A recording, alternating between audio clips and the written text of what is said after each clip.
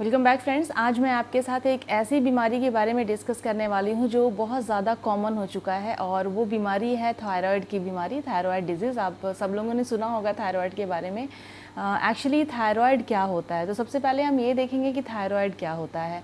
Thyroid is a gland, ये एक तरह का एक ग्रंथि होता है, एक it's a type of gland. Thyroid is a gland which is specially of butterfly shaped, it's a butterfly shaped organ. ये एक तितली के आकार का ऑर्गन होता है जो कि हमारे नेक, हमारे गले के फ्रंट में सिचुएटेड होता है। और ये wind pipe, it is wrapped around the wind pipe. तो it's a gland, thyroid is a gland.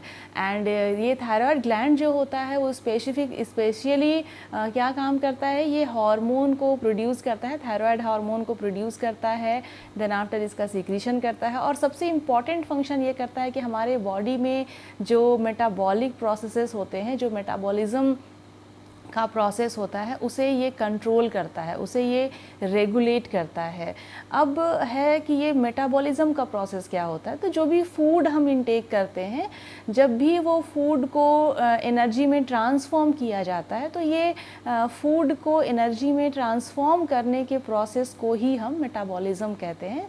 So metabolism is a generator of power, generator of energy, हम ये कह सकते हैं। तो मैं बात कर रही थी थायराइड ग्लैंड के बारे में। तो थायराइड ग्लैंड जो होता है वो मेटाबॉलिक प्रोसेसेस को, हमारे बॉडी में जो भी मेटाबॉलिज्म का प्रोसेस ऑनगोइंग है, उसे ये कंट्रोल करता है, उसे ये रेगुलेट करता है। ठीक है, अब है कि ये काम कैसे करता है। तो ये थायराइड हार्मोन का सिक्रीशन करता है, दो तरह का स्पेसिफिक थायराइड हार्मोन का सिक्रीशन करता है, जिसे हम T3 कहते हैं और T4 कहते हैं। T3 को हम ट्राई आयोडोथायरोनिन भी कहते हैं, जिसमें कि 3 आयोडाइड एटम्स होते हैं।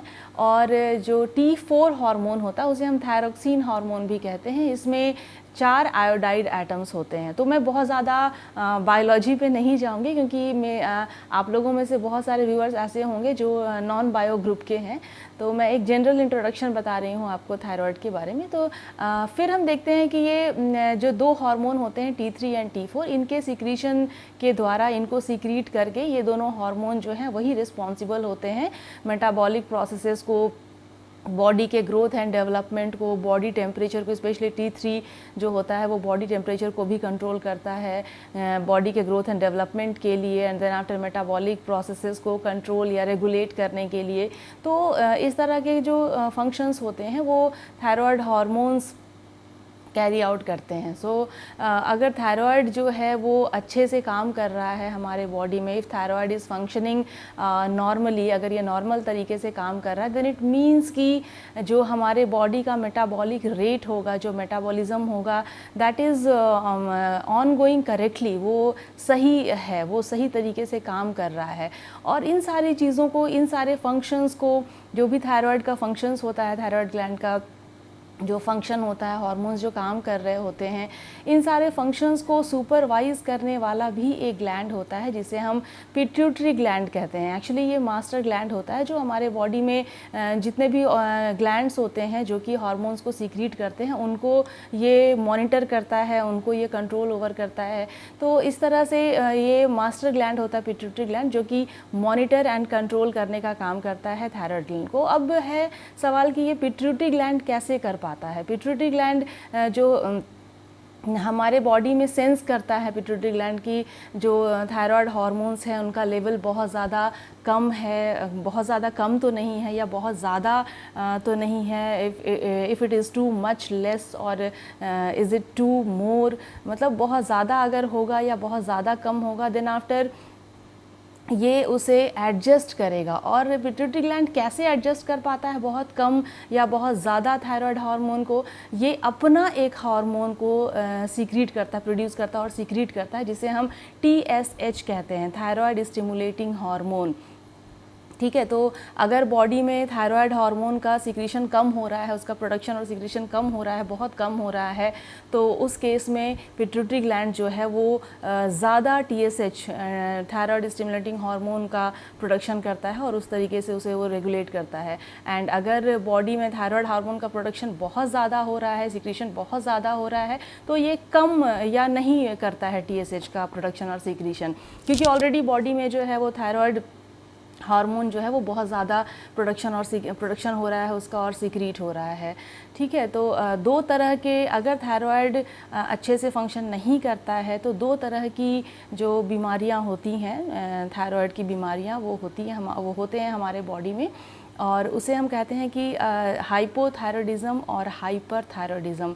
तो अगर थायराइड ग्लैंड बहुत कम हार्मोन का सिक्रीशन कर रहा है, if it is secreting too less thyroid hormone, then उस कंडीशन में क्या होता है, उस कंडीशन में लोगों को कौन सी बीमारी होती है, थायराइड की कौन सी बीमारी होती है, उस कंडीशन में हाइपोथायरॉयडिज्म की बीमारी होती है, जिसे हम हाइपोथायरॉयडिज्म कहते हैं।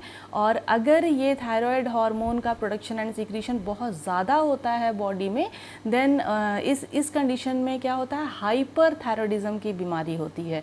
तो ये दो तरह की थायराइड की बीमारी है जो लोगों में देखने को मिलती है, और इन दोनों बीमारियों में से जो हाइपोथायरॉयडिज्म की बीमारी होती है, जिसमें कि थायराइड हार्मोन का सिक्रीशन बहुत कम होता है बॉडी में, ये ज़्यादा कॉमन होता है लोगों में। ठीक है। स्पेशली वुमेंस के कंडीशन में ये देखा गया है कि ये हाइपोथायरॉयडिज्म की बीमारी जो है वो ज़्यादा कॉमन है। ठीक है। अब हम बात करेंगे इसके कॉजेज़ क्या होते हैं थायराइड के कारण। तो सबसे पहला होता है थायराइडाइटिस। ठीक है। थायराइडाइटिस में क्या होता है, थायराइड ग्लैंड का इन्फ्लामेशन हो जाता है। थायराइड ग्लैंड का इन्फ्लामेशन होने का मतलब है कि थायराइड ग्लैंड में स्वेलिंग आ जाती है, थायराइड ग्लैंड स्वेल कर जाता है, उसमें सूजन आ जाता है थायराइड ग्लैंड में, जिसकी वजह से ये थायराइड हार्मोन्स को सीक्रेट नहीं कर पाता, बहुत कम थायराइड हार्मोन्स का सीक्रेशन हो पाता है, तो इसे हम थायराइडाइटिस कहते हैं।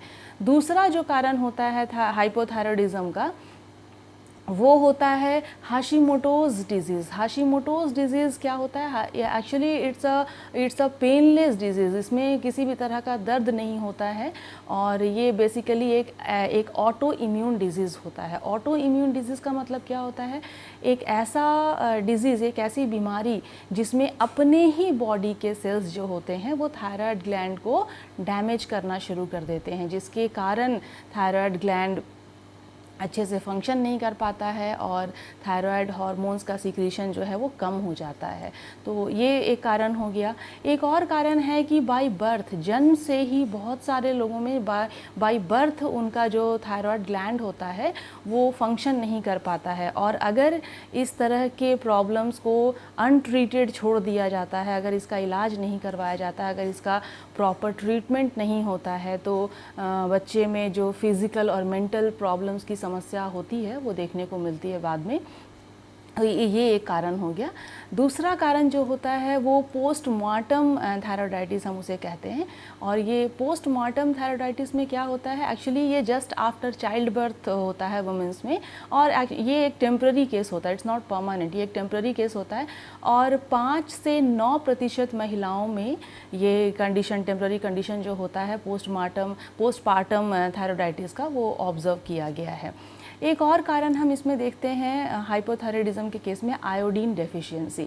तो इसमें ये आयोडीन डेफिशिएंसी क्या होता है, हमें पता है कि जो थायराइड ग्लैंड होता है वो आयोडीन को यूज़ करता है, आयोडीन का इस्तेमाल करता है। जो हम आयोडीन लेते हैं अपने फूड में, या हम अलग से जो नमक लेते हैं, आयोडीन जो हम लेते हैं, उस आयोडीन को थायराइड ग्लैंड यूज़ करता है थायराइड हार्मोन बनाने के लिए। तो जब इस आयोडीन का डेफिशिएंसी हो जाता है, जब हमारे बॉडी में आयोडीन कम हो जाता है, तो ये थायराइड ग्लैंड को अवेलेबल नहीं हो पाता है, और उस कंडीशन में भी थायराइड ग्लैंड अच्छे से फंक्शन नहीं कर पाता है, थायराइड हार्मोन का सिक्रीशन नहीं कर पाता, प्रोडक्शन नहीं कर पाता है, और ये कम हार्मोन्स को प्रोड्यूस करता है, जिसकी वजह से हाइपोथायराइडिज्म की बीमारी होती है। अब हम देखेंगे कि इसके साइन एंड सिम्टम्स क्या होते हैं। जो हाइपोथायराइडिज्म की बीमारी होती है, इसके कुछ लक्षण होते हैं, कुछ आपको साइन एंड सिम्टम्स नज़र आएगा बॉडी में, बट एक्चुअली होता क्या है, ये एक जनरल ह्यूमन नेचर है। क्यों मैं इसके साइन एंड सिम्टम्स के बारे में बता रही हूँ, क्योंकि ये एक जनरल ह्यूमन नेचर होता है कि जब तक लोगों में किसी बीमारी के लक्षण नज़र नहीं आते, they never go to doctor, they never consult doctor. ठीक है, बहुत कम ऐसा पॉपुलेशन है हमारे देश में या बाहर जहाँ पे कि लोग रेगुलर चेकअप के लिए, एक रूटीन चेकअप के लिए डॉक्टर के पास जाते हैं। अदरवाइज़ जब तक उनके बॉडी में उस तरह का कोई साइन एंड सिम्टम्स नज़र नहीं आता जिससे कि वो परेशान हो जाएं या जिससे उन्हें प्रॉब्लम हो, फिज़िकल या मेंटल प्रॉब्लम हो, तब तक वो डॉक्टर के पास नहीं जाते। बट ऐसा नहीं होना चाहिए। अगर आपके बॉडी में किसी भी तरह का unwanted sign, unintentional unwanted sign and symptoms नज़र आ रहा है जो कि रेगुलर है, क्योंकि कभी कभार तो जो भी साइन एंड सिम्टम्स होते हैं कुछ बीमारियों के, वो कभी कभार तो सभी के बॉडी में देखने को मिलते हैं, because our body is an wonderful machine. तो कुछ ना कुछ तो प्रॉब्लम्स होता ही रहता है। लेकिन अगर वो साइन और सिम्टम्स रेगुलर आने लगे, बॉडी में रेगुलर दिखने लगे, आए दिन आपको अगर उस तरह के लक्षण दिखाई पड़ने लगे, तो please just consult your doctor. आप डॉक्टर के पास जाइए for the screening and proper examination. Proper diagnosis आप होगा आपका कि किस तरह की बीमारी है आपके अंदर। तो ये जो है स्क्रीनिंग एंड कन्फर्मेटरी जो डायग्नोसिस का है प्रोसेस, उसे फॉलो अप ज़रूर करना चाहिए। तो मैं आपको बता रही थी इसके साइंस एंड सिम्टम्स के बारे में। जो हाइपोथायराइडिज्म जिन लोगों को होता है, जो लोग इस बीमारी से ग्रसित होते हैं हाइपोथायराइडिज्म, जनरली ऑब्जर्व किया जाता है कि उनकी जो मेमोरी होती है वो कम होने लगती है, उनका वेट गेन होने लगता है, वॉइस बिकम्स होर्स, जो उनकी आवाज़ होती है उसमें भारीपन, एक रूखापन आने लगता है। देन आफ्टर वो मतलब ठंड के लिए बहुत ज़्यादा सेंसिटिव बन जाते हैं, वो ठंड उन्हें फील होता है बहुत ज़्यादा। उनकी स्किन जो होती है वो ड्राई हो जाती है and they always feel tiredness. बहुत थोड़े से ही मतलब बहुत थोड़ा काम करने के बाद ही उन्हें लगता है कि बहुत ज़्यादा जो है वो टायर्डनेस हो गया है। तो इस तरह के लक्षण। और एक और लक्षण जो है वो दिखाई देता है कि उनका जो थायराइड ग्लैंड होता है वो इनलार्ज हो जाता है, जिसे हम ग्वाइटर कहते हैं।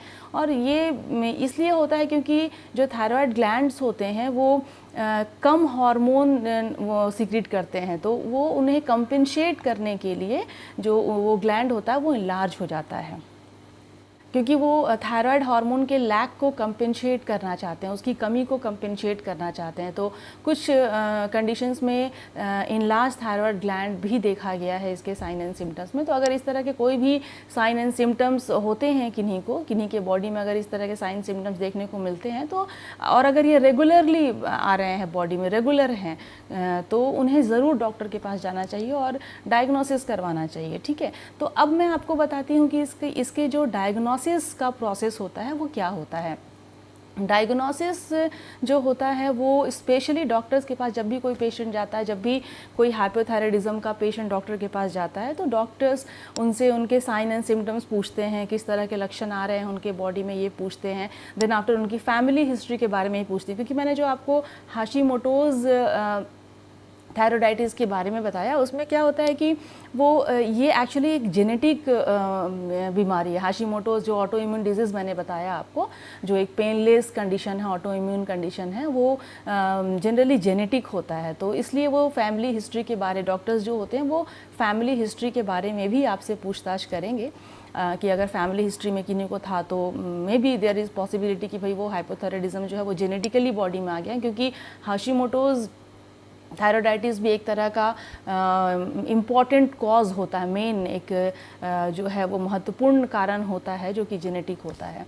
तो ये इसके डायग्नोसिस के लिए डॉक्टर्स रेकमेंड करते हैं ब्लड टेस्ट। ब्लड टेस्ट जो होता है वो उसमें 2 तरह के अगर रिज़ल्ट आते हैं तो ये कंफर्म हो जाता है कि the patient is suffering from hypothyroidism. क्या है वो 2 test?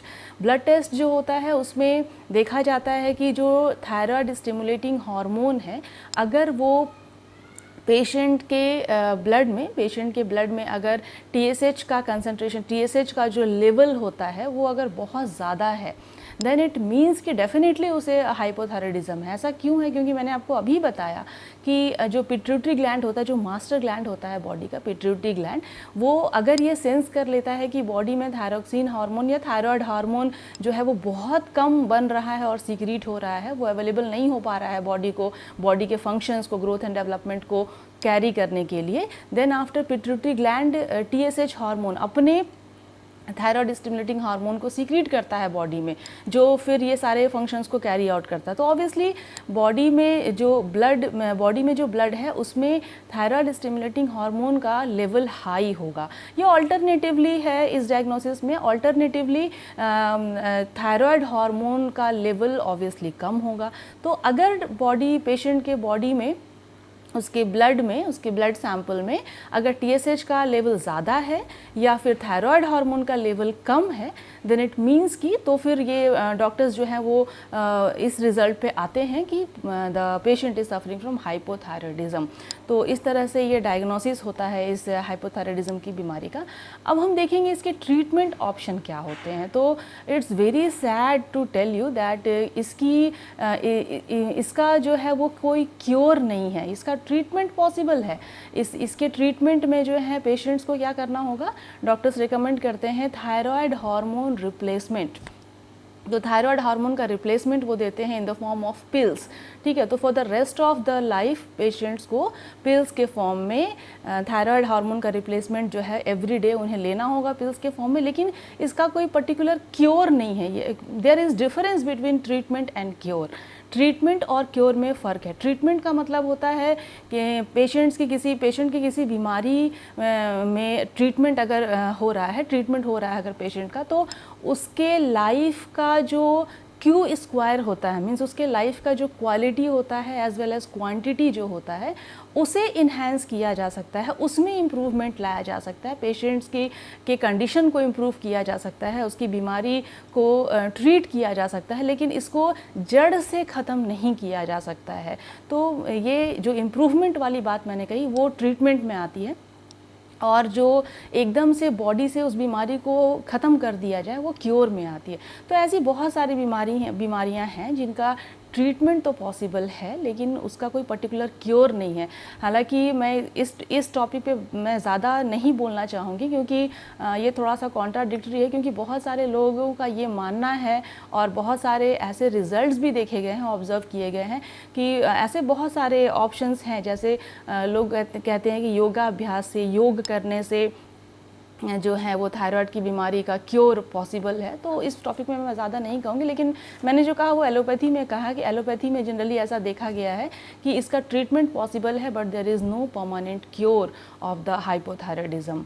So this is all about thyroid की बीमारी क्या है और इसके कॉजेज़ क्या होते हैं, इसके कारण क्या होते हैं, इसके साइन, इसके लक्षण क्या होते हैं, इसे डायग्नोस कैसे किया जाता है और इसका ट्रीटमेंट क्या होता है।